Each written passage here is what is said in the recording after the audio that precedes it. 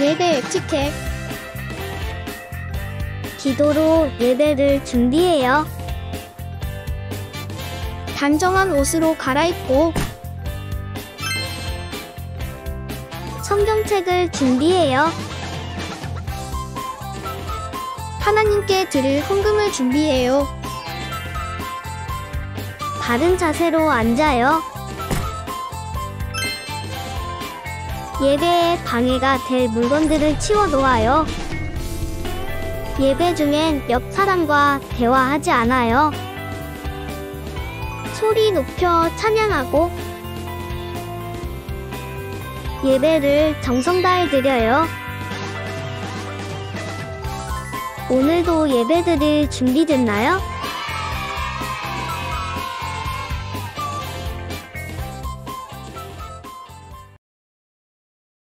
다 함께 사도신경 하심으로 오늘의 예배를 시작하겠습니다. 나는 전능하신 아버지 하나님, 천지의 창조주를 믿습니다. 나는 그의 유일하신 아들, 우리 주 예수 그리스도를 믿습니다.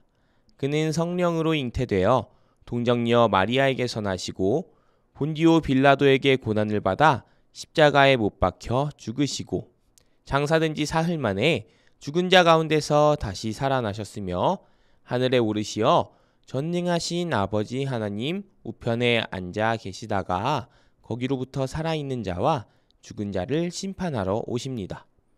나는 성령을 믿으며 거룩한 공교회와 성도의 교제와 죄를 용서받는 것과 몸의 부활과 영생을 믿습니다. 아멘.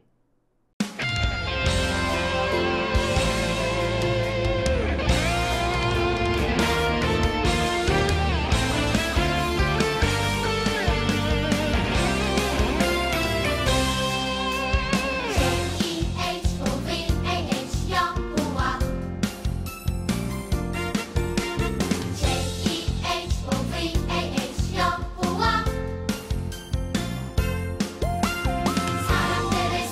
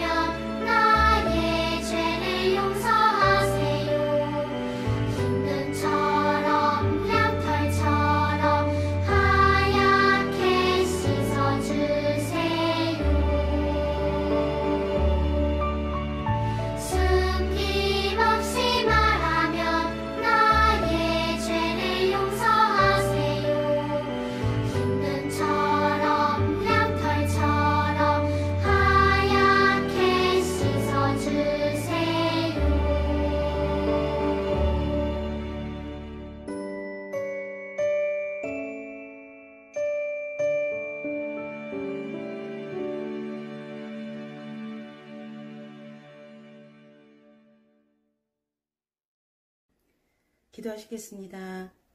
은혜와 사랑이 풍성하신 하나님, 며칠 전만 해도 더운 여름 날씨였는데 이제는 아침 저녁으로 서늘한 날씨가 되었습니다. 이제는 독감을 조심해야 할 계절이 다가왔습니다. 건강으로 저희들을 지켜주시옵소서. 지금은 세상이 너무 무섭고 힘들어지고 있지만 이럴 때일수록 우리는 더욱 하나님을 의지하며 하나님의 보호하심 속에서 살아갈 수 있도록 더욱 하나님을 믿는 믿음이 단단해질 수 있도록 도와주세요. 그러기 위해서는 하나님의 말씀을 잘 듣고 말씀대로 살아가는 모습이 있어야 합니다.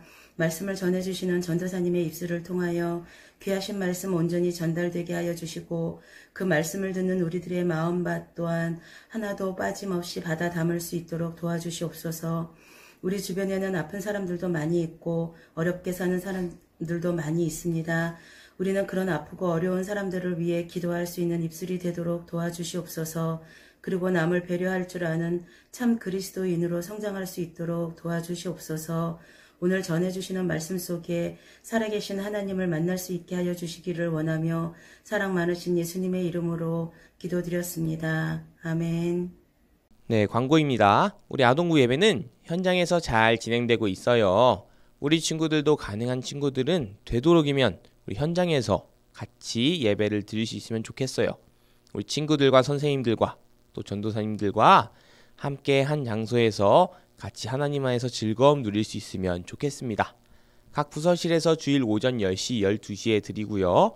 정 상황이 허락되지 않는 친구들은 오늘처럼 줌에서 10시에 만나면 되겠습니다. 또 끝나고 반별로 또 아니면 부서별로 모이는 친구들 있으면 모임까지 다 하고 그 후 마치면 되겠습니다. 오늘 우리에게 주신 하나님의 말씀은 에스겔 47장 9절입니다. 이제 하나님의 말씀을 봉독합니다. 이 강물이 이르는 곳마다 번성하는 모든 생물이 살고 또 고기가 힘이 많으리니 이 물이 흘러 들어가므로 바닷물이 되살아나겠고 이 강이 이르는 각처에 모든 것이 살 것이며 이 말씀은 살아계신 하나님의 말씀입니다. 우리 친구들 안녕하세요. 박주영 전도사님이에요. 오늘 하나님의 말씀으로 들어가기 전에 기억해야 할 단어가 있어요. 그것은 바로 회복이에요. 회복이란 무엇이냐면 원래의 상태로 되돌아오는 것. 그것을 바로 회복이라고 말해요. 우리 친구들 전도사님이 짜잔 이 달걀을 준비했는데 이 달걀이 그만 바닥에 떨어져서 안에 있는 내용물은 흘러나오고 이렇게 깨져버렸어요. 이 달걀 껍데기, 이 달걀이 원래 처음의 모습으로 회복될 수 있을까요? 정답은 B. 접착제를 붙여도 이것을 가지고 과학자들에게 주어도 절대 회복할 수가 없어요. 그런데 놀랍게 회복해 주시는 처음처럼 그리고 어쩌면 처음보다 더 훌륭하게 회복해 주시는 분이 계시대요. 그분을 오늘 말씀 속에서 한번 만나봐요. 말씀 속으로 들어가 보도록 하겠습니다. 예루살렘이 함락되고 많은 사람들이 바벨론에 끌려갈 때 에스겔도 끌려가게 되었어요. 왜 이런 일이 벌어졌을까요? 바로 이스라엘 백성들이 하나님께 죄를 지었기 때문이에요. 사람들이 하나님이 아닌 우상을 섬기고 부자들은 가난한 자를 돕지 않고 또 제사장들마저 하나님의 말씀을 바르게 전하지 않았어요. 하나님께서는 많은 예언자들을 보내 회개하고 하나님께 돌아가지 않으면 멸망할 것이라고 경고했지만 사람들은 하나님의 경고를 귀 기울여 듣지 않았어요. 그래서 하나님께 심판을 받게 된 거예요. 하지만 하나님께서는 이스라엘 백성들을 포기하지 않으시고 사랑하셨어요. 그리고 바벨론에서 포로 생활을 하던 에스겔을 예언자로 부르셨어요. 에스겔에게 엄청난 환상을 보여주시며 놀라운 소식을 전하라고 하셨어요. 하나님께서는 에스겔에게 환상을 보여주셨어요. 환상이란 실제 존재하지 않는 광경이나 물체가 마치 있는 것처럼 눈앞에 보이는 거예요. 에스겔은 환상 속에서 천사의 인도를 받아 성전 문 앞에 서게 되었어요. 그런데 성전 문을 자세히 살펴보니 성전 문지방에서 물이 흘러나고 있었어요.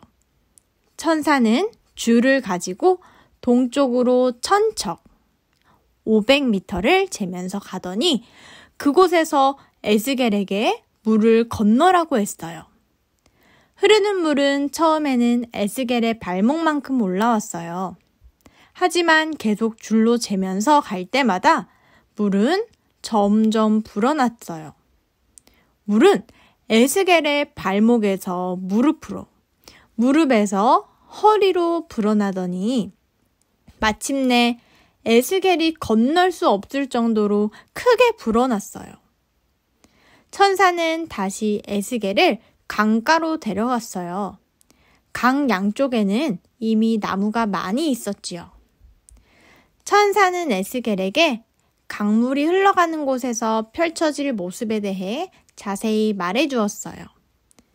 강 좌우의 나무들이 무성하게 자라고 달마다 열매들이 주렁주렁 맺히게 될 거래요.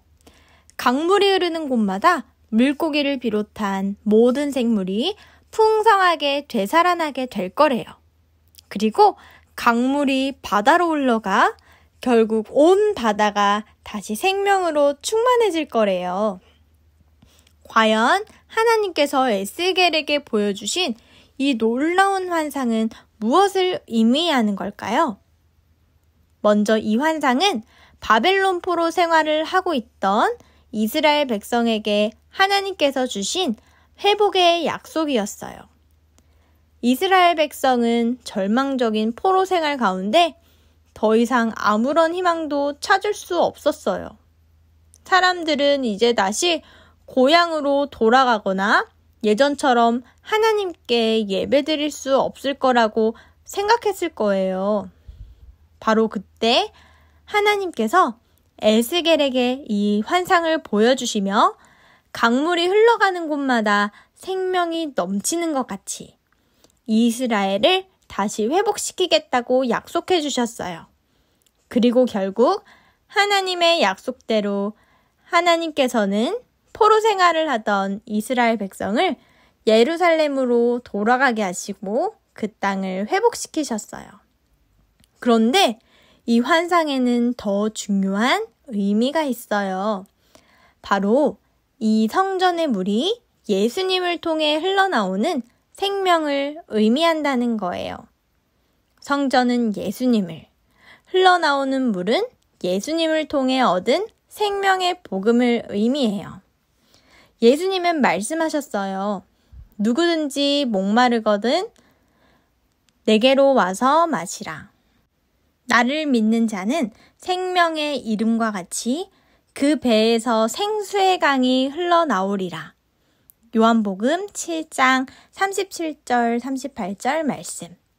우리는 생명의 물을 마시기 위해 믿음으로 예수님에게 나아가야 해요. 또한 생수의 강은 우리와 함께 하시는 성령님을 뜻하기도 해요.